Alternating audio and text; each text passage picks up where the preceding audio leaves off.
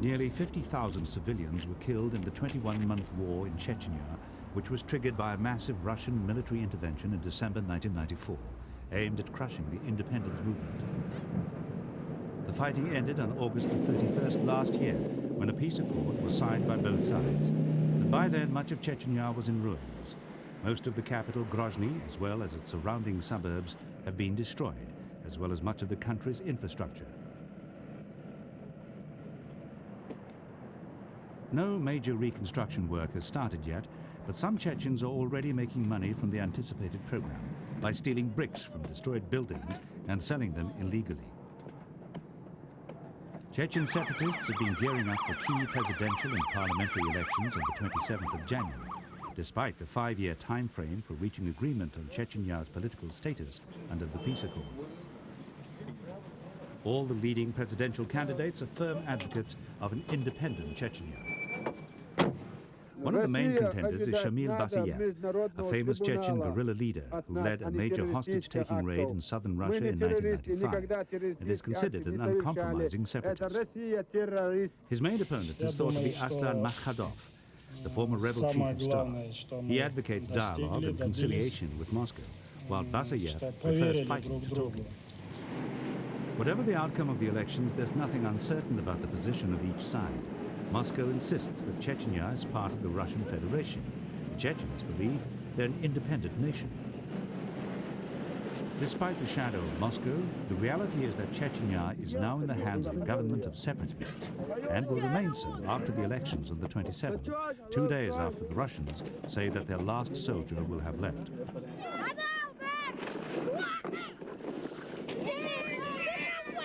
For ordinary Chechens, life has a semblance of normality at last, even though their country's future still remains in limbo. The children are no longer afraid to play outside, and there's a real sense of change.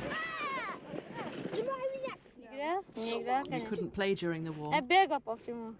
We just ran all the time to escape from fights. The country is in desperate need of money and outside aid to rebuild the wrecked schools, universities, hospitals, institutes and roads. But there are signs of revival everywhere, and children are able to go to school again in the few undamaged buildings. All the election candidates have promised the people a program to rebuild the country's destroyed infrastructure. But rebuilding the psychological damage caused by the war could prove to be a lot more difficult. Teachers at this kindergarten say that the children have changed a lot since the fighting and often burst into tears for no apparent reason. The children now want more than ever to go to the kindergarten. They want to have a community life after 2 years of suffering during the war. Chechenya's economy is all but dead after the fighting and will somehow have to be rebuilt from first principles. A few private farmers send food into Grozny's market, sharing stall space with imports. These foodstuffs come from the neighboring republic of Ingushetia or from nearby Turkey. Some Chechen merchants make regular trips to Turkey to buy cheap products for resale at a good profit in the Grozny market. All communications with the outside world were lost during the fighting. However, in November, the first step was taken towards the future. A satellite dish was set up in Grozny to allow phone calls to be made outside the country. It's given new hope to a people cut off for so long.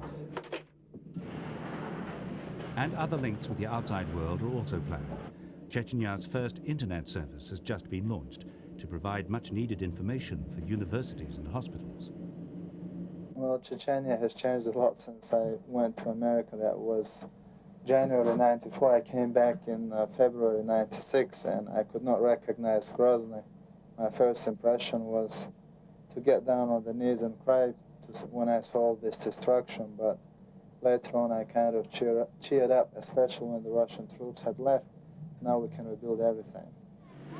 Despite the enthusiasm and determination of the Chechen people, rebuilding their shattered country could take years. Factories are still not working and people are not receiving their salaries or pensions. Chechen families can only manage because of their strong solidarity. Relatives in the countryside provide food, and those in the towns sell what they can at market. Life is far more difficult for Russian families in Chechnya. Forgotten by Moscow and largely resented by the Chechens, they beg to survive. I haven't received my pension for 9 months. How can I live? I don't have any more supplies. What should I do? If I didn't beg, I would die. Since most of the Russian troops have now left, the atmosphere has become increasingly hostile towards the ethnic Russian minority in Chechnya. Zina Buinova was married to a Chechen man for 20 years. She is now married to a Russian, but still sees Chechnya as her home. She and her husband have no work. He cleans old tools and sells them at market, and she begs. They barely survive. Several Russians have been murdered in Grozny in the last few months, and those who can afford it are fleeing. Most families are hoping that the elections will bring new life for all, but the government has no revenue. Young people are becoming disillusioned. Although universities and schools are reopening, most of the books have been destroyed. Any kind of social life is also very limited. Chechen young people are studying most of the time. There's not much leisure activity for us. The only thing we do sometimes is to have parties at home. That's all we have. Tiny cafes and prefabricated cabins are springing up all over Grozny.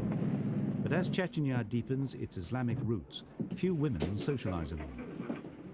They're popular with men, mostly the former fighters. They meet to drink tea and to discuss politics. Alcohol is prohibited here. Chechnya's future could depend very much on the outcome of the presidential vote, but it also depends on outside investment. All eyes are turned to Russia, and optimistic-sounding discussions have taken place between Moscow and Grozny about investment. An important oil pipeline runs through Chechnya, and a possible tariff-sharing deal may yield valuable future income. For the moment, the Chechens will need all their determination and spirit just to keep going.